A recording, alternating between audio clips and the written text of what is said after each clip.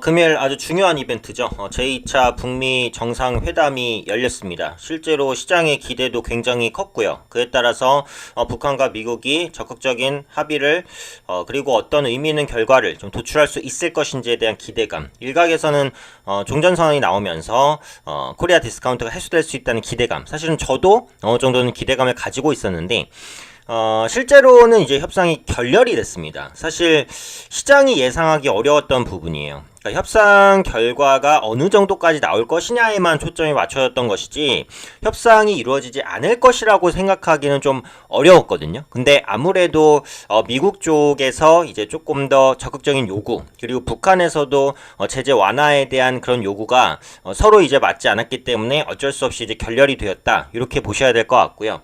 어찌되었던 간에 이 이슈로 인해서 오늘 빅텍이 급등했습니다. 실시간 검색어 최상위권까지 올라오는 모습이죠. 아무래도 경협주가 무너지다 보니까, 그리고 이게 이제 협상이 결렬됐다고 전쟁이 나는 건 사실 아닌데, 어찌되었던 간에 지수에 대한 불안감이 발생을 하면서 방산주가 좀 뛰어오르는 그런 모습이 나타났습니다. 그런데 일단은 이제 협상 결렬 이후에 이제 트럼프 대통령의 기자회견 내용을 이제 간단하게 들어보면, 결국은 이제 미국이 많은 요구를 했다라고는 얘기를 했어요. 네, 그렇죠. 그러니까 실제로 이제 예전에 북한 같은 경우 우리가 비핵화를 확실히 할 거야 라고 하면서도 궁극적으로 비핵화가 되지 않았었던 여러 경험들이 있기 때문에 미국에서는 완전하고 돌이킬 수 없는 비핵화를 원했을 겁니다. 그렇기 때문에 조금 더 강하게 북한을 압박했을 수 있고요.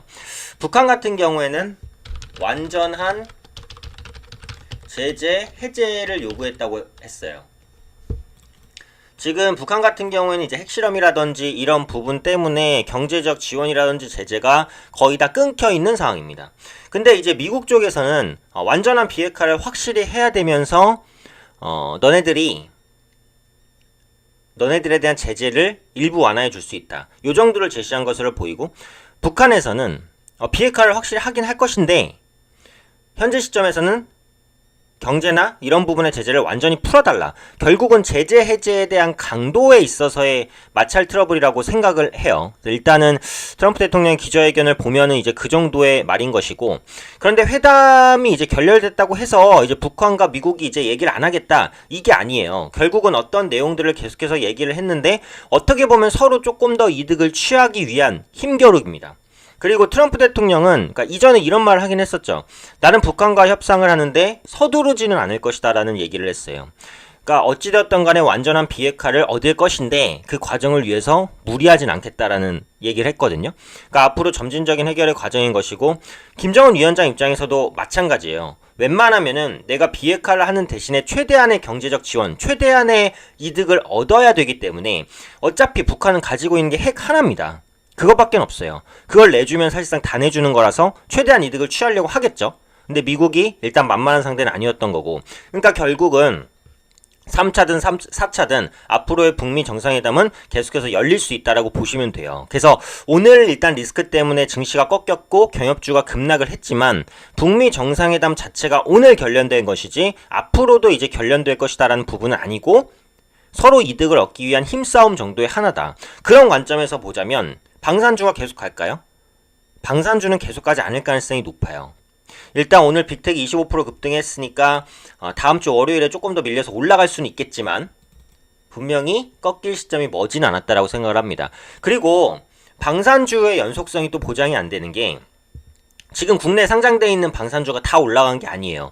예를 들면 하나 에어로스페이스, 이것도 방산주죠.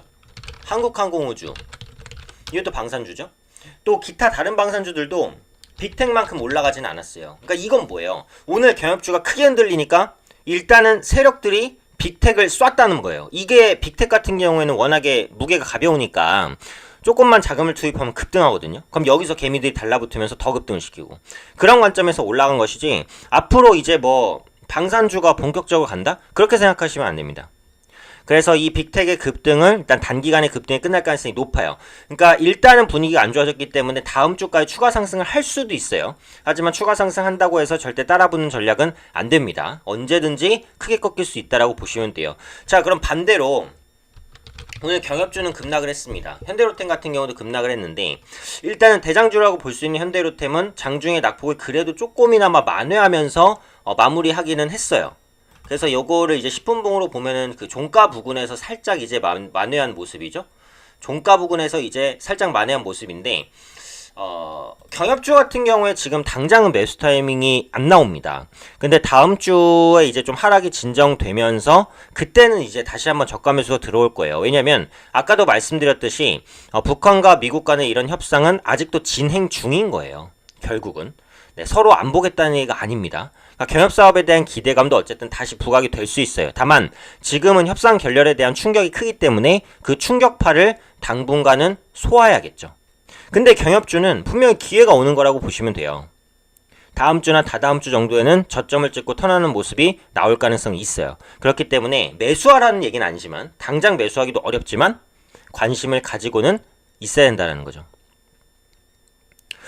그래서 일단은 이제 시장이 좀 꺾인 상황이어서 다음 주에 기술적인 반등을 기다려 봐야 되는데 기술적 반등이 주 초에 나올지 아니면 주 후반에 나올지는 확실히 모르겠어요. 하지만 그 안에서는 반등이 조금 나오지 않을까 싶습니다. 그래서 지금은 부안해동 하실 필요는 없고요. 시장이 진정되면서 일단은 주말에 나올 연휴가 들어가죠. 3일절부터. 연휴에 나오는 이슈들이나 이런 부분들 체크하시면 좋을 것 같고요. 오늘 방송의 핵심은 방산주의 반등은 계속되진 않을 거라는 겁니다.